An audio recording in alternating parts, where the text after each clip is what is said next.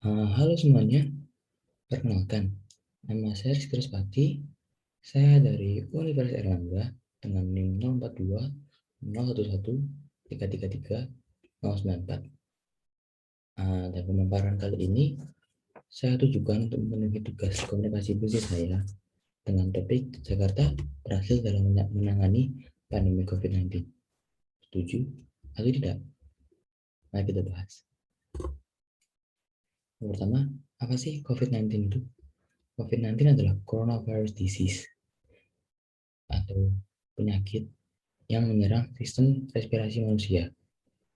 Penyakit ini disebabkan oleh virus Severe Acute Respiratory Syndrome, coronavirus 2, atau bisa disebut dengan SARS-CoV-2. Dan COVID-19 ini telah menyebabkan suatu keadaan yang mungkin baru terdengar ataupun baru terasakan, yaitu pandemi. Apa itu pandemi? Menurut KBBI, pandemi adalah suatu wabah yang berjangkit serempak di mana-mana, meliputi daerah geografi yang luas. Singkatnya, pandemi adalah suatu endemi penyakit yang menyebar luas di suatu benua atau seluruh dunia sekalipun. Mengapa COVID-19 ditetapkan sebagai pandemi? Pada tanggal 9 Maret 2020, WHO atau World Health Organization telah mendeklarasikan bahwa virus corona ditetapkan sebagai pandemi. Kenapa ditetapkan sebagai pandemi? Karena COVID-19 telah menyebar luas ke seluruh penjuru dunia dan dalam waktu yang bisa terbilang sangat singkat.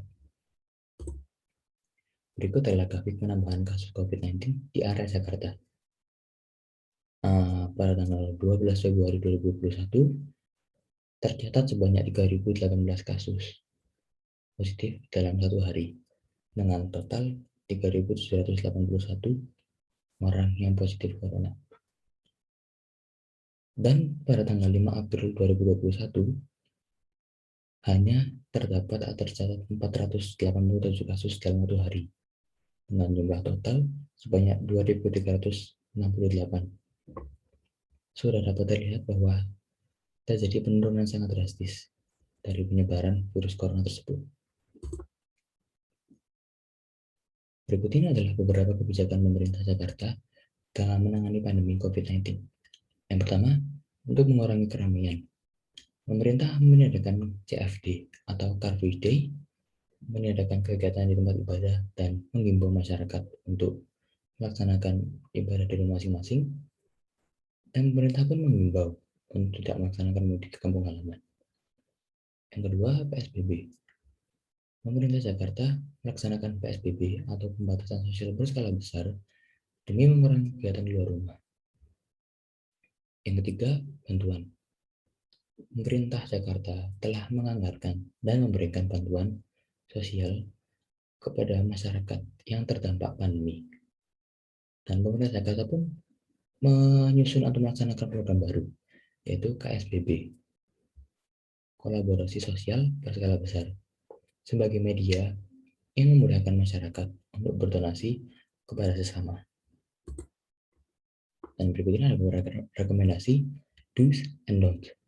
Untuk don'ts, yang pertama, kita tidak boleh menyepelekan COVID-19 karena penyakit ini benar adanya, nyata, dan telah banyak teman, keluarga, dan bahkan tenaga medis yang gugur dalam memerangi virus tersebut. Yang kedua, panic buying. Kita tidak disarankan untuk melakukan panic buying karena hal tersebut bisa menyebabkan kelangkaan pada suatu barang dan akibatnya barang tersebut harganya bisa melambung sangat tinggi. Yang ketiga, tidak memakai masker. Kita tidak diperbolehkan untuk memakai masker karena sama saja kita mengorbankan diri kita agar terjangkit virus corona. Yang pertama, pastinya kita harus selalu pakai masker saat keluar rumah. Yang kedua, menjaga kebersihan dan mencuci tangan. Karena kita pun tidak tahu, semisal ada virus corona yang menempel pada permukaan yang biasa kita pegang. Yang ketiga, kita harus mengenali gejala COVID-19.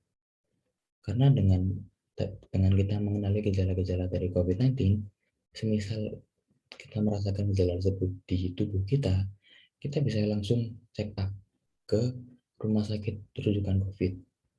Pastinya hal ini bisa membantu meringankan beban tenaga medis dalam memutus rantai penyebaran COVID-19, dan juga kita bisa turut melindungi keluarga dan orang-orang di sekitar kita dari penyakit tersebut.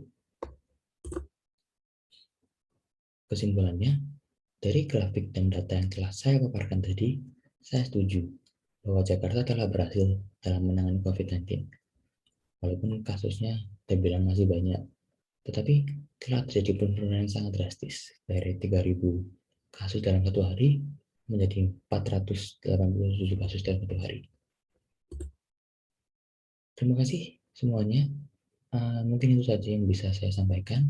Mudah-mudahan dari pemaparan saya kali ini dapat diambil pelajaran dan dapat meningkatkan awareness kita terhadap penyakit COVID-19 tersebut.